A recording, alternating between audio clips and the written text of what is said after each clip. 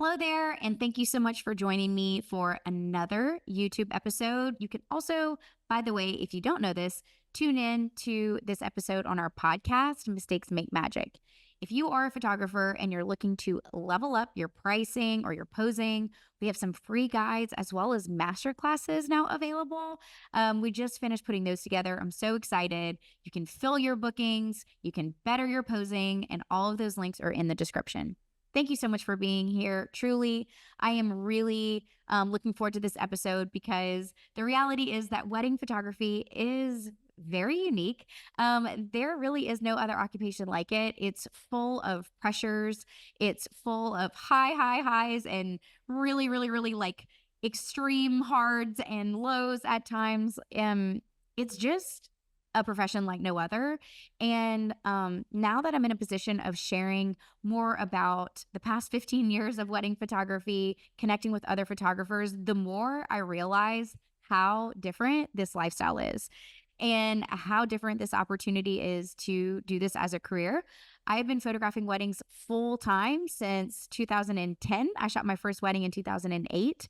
And the rest was really history. I was at the time studying architecture and decided, you know what? Architecture is not for me. I really want to photograph weddings. And that was it. As soon as I finished my master's, I started building the business and I've shot 500 weddings since. The business is highly profitable. I feel like a lot of people get into weddings for the money.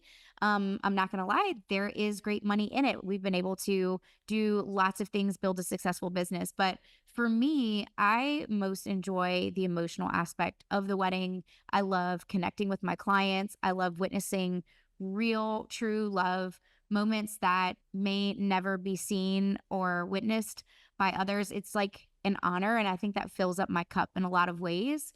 But there are a lot of pressures of wedding photography. And so I really wanted to dive in today to some of those pressures and also help you understand how I navigate some of those things in an effort to help you if you ever feel like, oh my gosh, this is something that's weighing me down. Okay, so that first thing is going to be what we all know is true. Somebody finds out that I'm a wedding photographer, almost immediately they ask me, what's the craziest thing you've ever seen? I bet you deal with some bridezillas, which we don't. And gosh, that must be so much pressure. And it is true. It's a lot of pressure.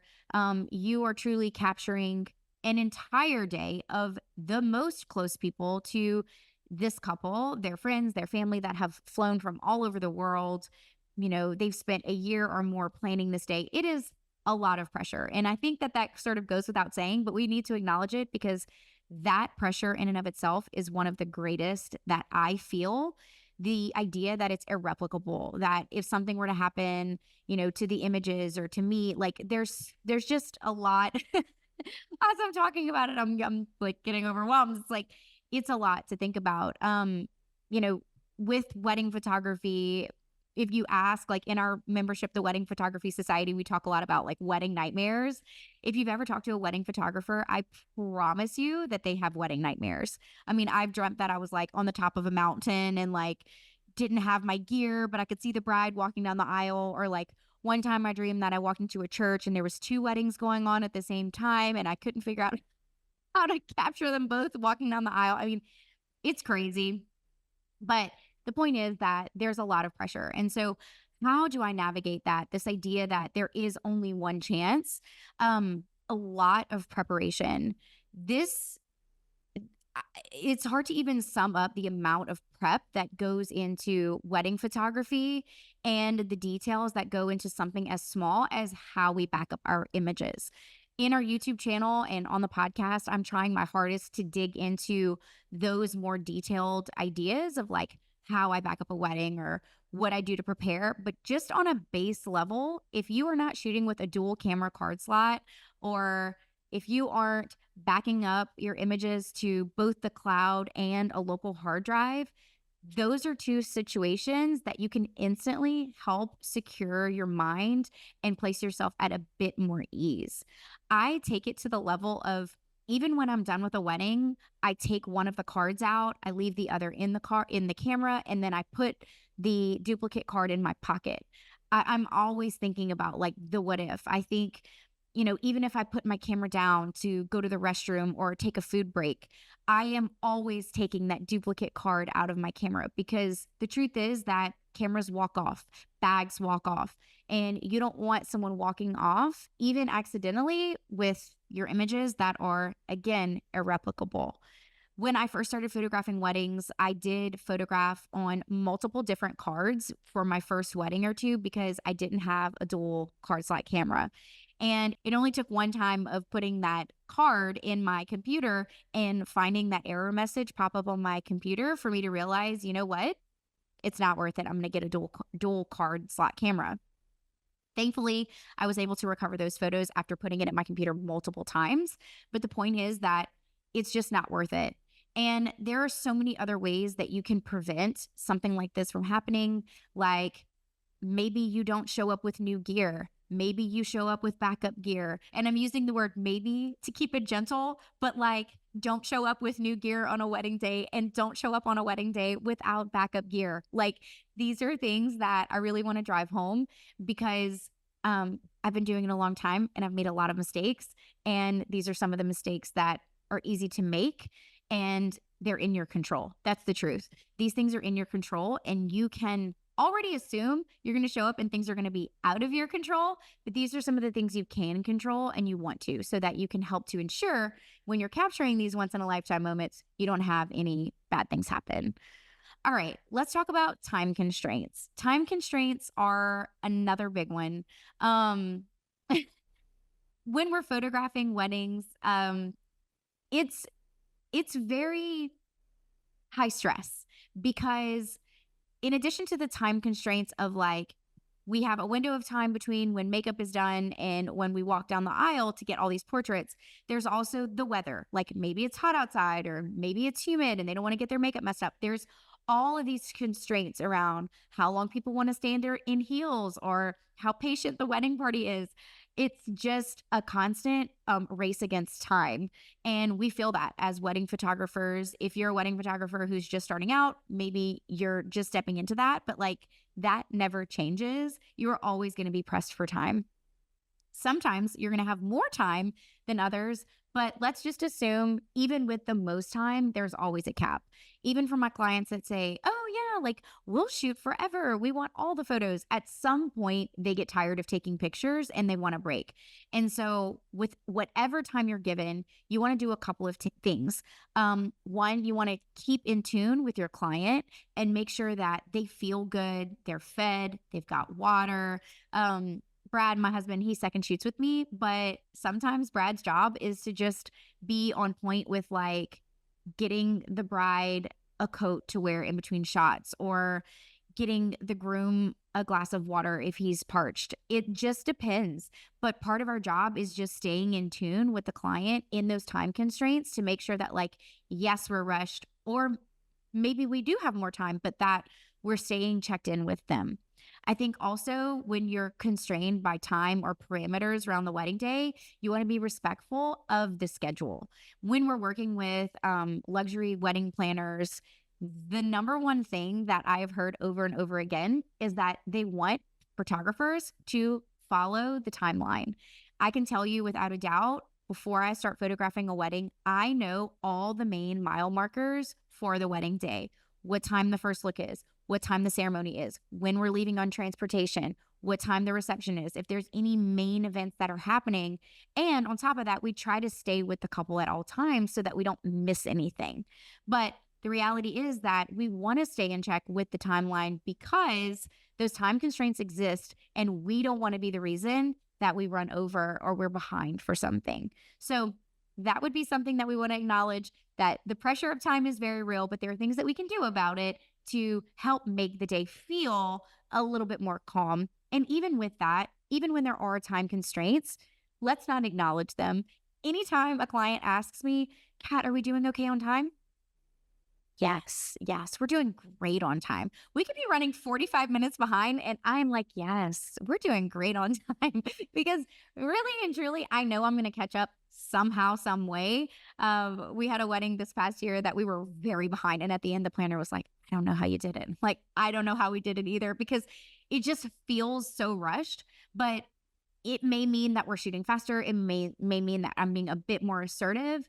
It may mean that even I'm trimming down on the list with the permission of the client and just being very realistic about the actual timeline, which that's worst case scenario. But these are all things that we can do about time constraints. Let's talk about the pressure of the emotions of the day. As you can imagine, and I felt this when I was a bride, there are so many pressures that come from having a wedding. There's, of course, the pressure of like getting married and marrying someone for the rest of your life. And then also the familial expectations, the visual expectations, maybe societal expectations, whatever it may be, your clients are going to feel a lot of emotions. They're going to have moments where maybe they're crying and they don't know why, or maybe they're feeling overwhelmed and they don't understand. It's because this is a lot to put on a couple. It's a lot of money, it's a lot of time, a lot of expectation.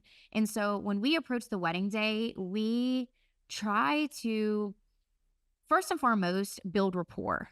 From the moment we get on the phone with our initial client meeting, we are building rapport and we're letting them know that we're there for them. We're there to serve the client and serve them well and be, yes, their photographer, but also just a presence of calm in the room. That would be my second piece of advice, would be just to keep the energy really calm. If you know me, you know that I can be really big in personality.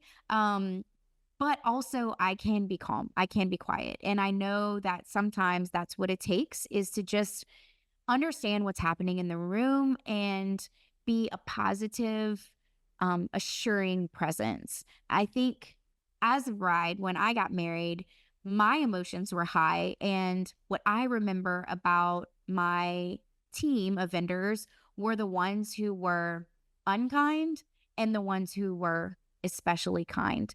And when I think of referring for my own wedding, those vendor partners, I'm thinking of the ones that were kind or scrappy despite like things that were happening that were unexpected. Like our bartender canceled last minute and we didn't have, some of the rentals didn't show, and like our planner was amazing. Her name is Hannah Traha. You should check her out. She owns Southern Couture Weddings and she did an amazing job. I remember my makeup artist was so kind, Sarah Buto's sister. And, there were other vendors that weren't kind. And it's true, like that happens. Well, I won't say who they were, but like the truth is that I experienced that from the client side. And so when I am in the position of being the professional, I always want to think about like, what is my presence in the room? How am I impacting the day in a positive way? Because that ultimately is always our goal. Alrighty, so let's talk about the next pressure, which is going to be managing a lot of personalities in large numbers in, see previous, not a lot of time. How do we navigate this? One of the things that I do, if you've heard any of my videos before or listened to any of my podcasts or audio, like I am a big proponent of learning people's names. I've just practiced. And people ask me all the time, how do you remember people's names? You just practice it. And it's a skill, but it has nothing to do with photography. Nothing, but everything at the same time. I can almost promise you, if you start learning people's names, it will make a world of difference in your job as a wedding photographer. Once I started learning people's names, it became so much more easy to ask things and to be efficient, because I'm not saying, it doesn't sound as aggressive if someone tells me, hey, hey, you in the red and yellow dress, can you hurry and like move over? Unless they're saying to me, hey, Kat, would you mind hurrying and moving over that way? Like, sure. Yeah. Tell me what, like, we're cool. We know each other. Like, you know my name. I know you. It's just, people love to hear their name. And so that is one little like small and easy technique, but just the overall way of presenting the information is really important too. I am not afraid to be assertive and to explain why I'm being assertive. If I have a big group of people and I'm like, all right, guys, hey, can I have your attention, please? My name is Catherine. I'm doing the wedding photography today. And look, I know you guys all want to do these photos really quick, so we're going to roll through these photos. If I could just have your attention for the next 5 to 10 minutes, I promise you we're going to get some great photos and we're going to move on. So I kind of established that presence that like I'm on your team and we're going to do this together, but I do need your help. And I think that ability to like be assertive, but also kind and personable, it helps move things along. And also, we have a list. I know there are photographers that will show up to a wedding without a wedding day timeline or photo list. We are not those photographers. I don't recommend it. I personally am a strong believer in having a clearly outlined list with first names on it. So before the wedding day even gets there, I'm on the phone, I'm understanding like what is the dynamic, who is who. Sometimes I'll even ask for photos so I know what those people look like. Oh, this is the mother of the bride. Oh, this is the brother of the bride. And that way I know on the wedding day how to roll through that list really quickly. One of the unknown pressures that people probably only know about once they start photographing weddings and they're like, oh, is the physical demands. When I first started shooting weddings, I was 23 years old. I am now 38 years old. And I can tell you that I am not any longer going out at 1 o'clock in the morning to Cowboys or Nighttown or wherever I was going out to when I was 23 years old. I am tired. It's a combination of the fact that I'm older. I also have 2 kids now. But the reality is that when I was younger, I had a lot more energy. But even when I shot my very first wedding, I realized that like, whew, it was a lot of physical work. The very first wedding I ever photographed, I talked about this early on in the Mistakes Make Magic podcast, is that I wore heels. Not a good idea. I don't know why I did that. I mean, I know why I did that because I thought it was smart and I thought it was professional. But the truth is that, like, standing on your feet for 8 to 10 to 12 to 14 hours, depending on how long the coverage is, in high heels is not a good idea. I have since photographed, 2 seasons pregnant, 2 seasons breastfeeding, and it can be done. But the reality is that you want to approach your body as if it is a marathon and not a sprint. These days are very long. They're very arduous mentally, physically, emotionally. And so having some strategies in place will be really helpful. For us, the preparation for a wedding day actually starts before the wedding. It starts with what are we doing on the weekdays? I'll admit, postpartum for both of my kids, it took me about a year to get back into the gym.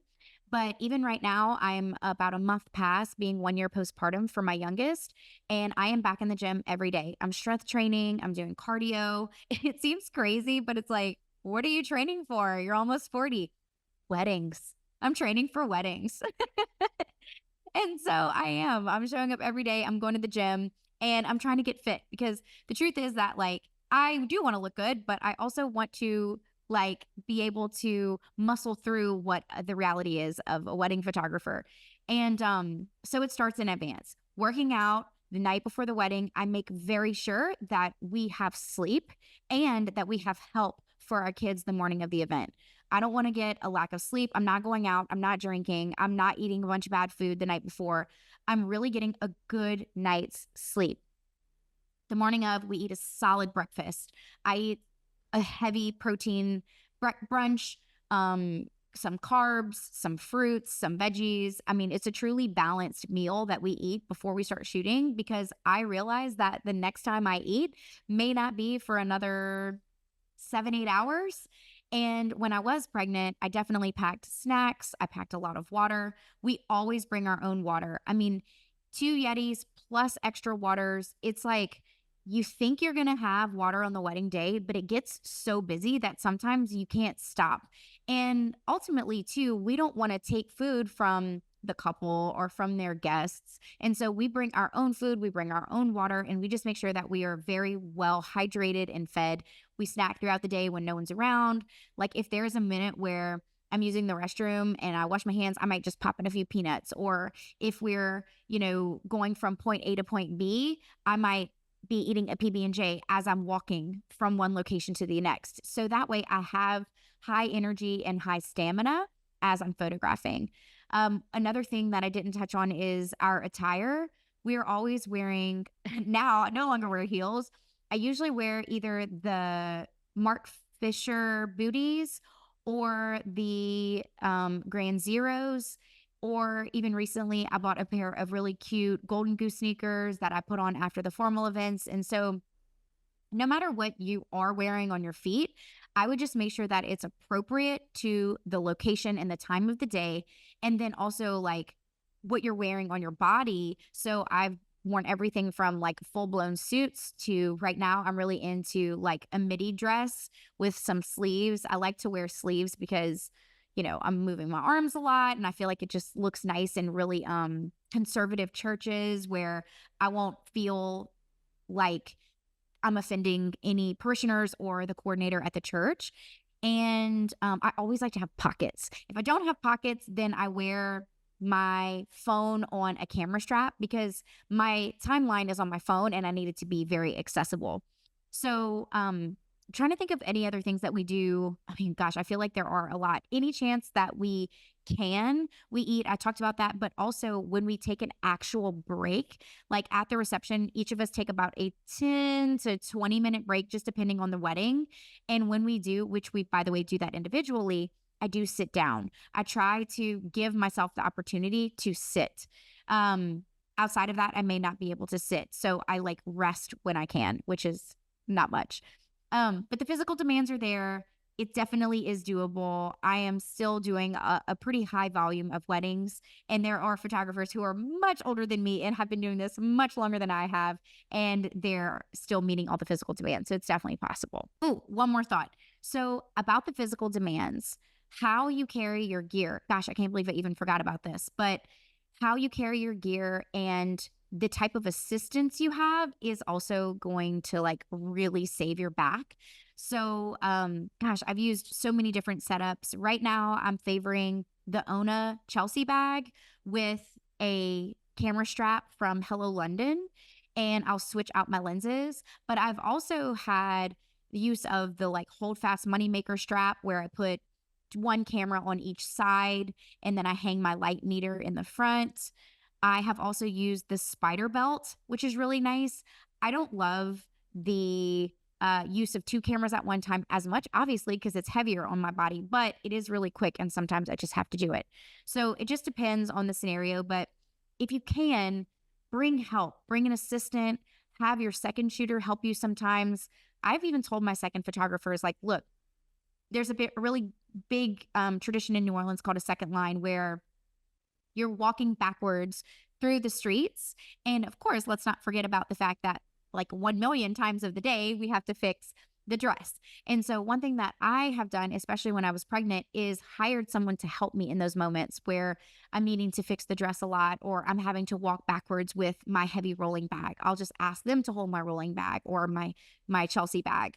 And so things like that can really save you and help you feel good for a longer stretch of time.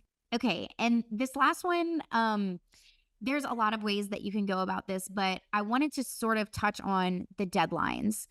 I do host my own community inside of the Wedding Photography Society, which if you're interested, I would love for you to check it out at theweddingphotographysociety.com. But essentially we talk about all the things, including deadlines. And this one comes up a lot because there's a lot of pressure around it, especially nowadays. We're in 2024. We have new vendor partners that are working with us, content creators, and the expectations with social media are that clients want images now. Actually, they want them yesterday.